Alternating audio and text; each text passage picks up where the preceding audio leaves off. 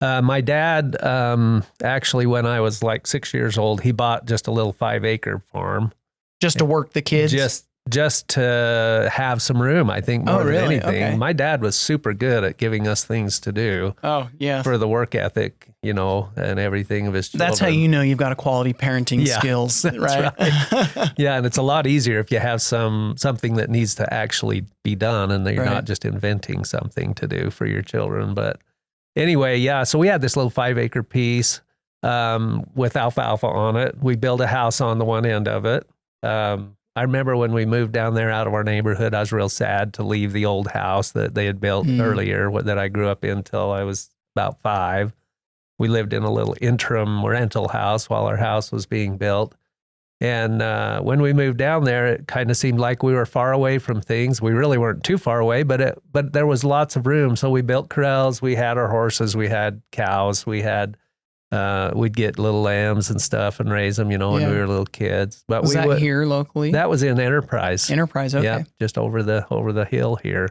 And so, but we would get someone to come and cut our hay and bale it for us, and then we'd haul it by hand. So when I was 8 years old, I suppose, is when I started driving the pickup for my dad and my brothers and my older sisters to haul the hay.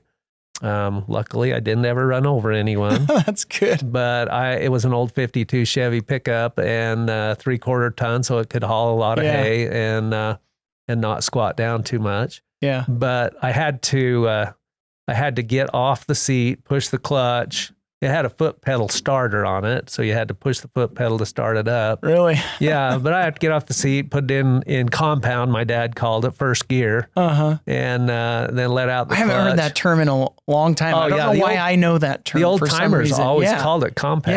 Yeah. That's funny. So anyway, then I'd let the clutch out and then I'd get back up on the seat, and it had a little throttle knob you could pull out on the dashboard, so you give a little gas from the dashboard instead of like a little choke, right? Yeah. It had 2 buttons, the throttle and the choke that you could pull out.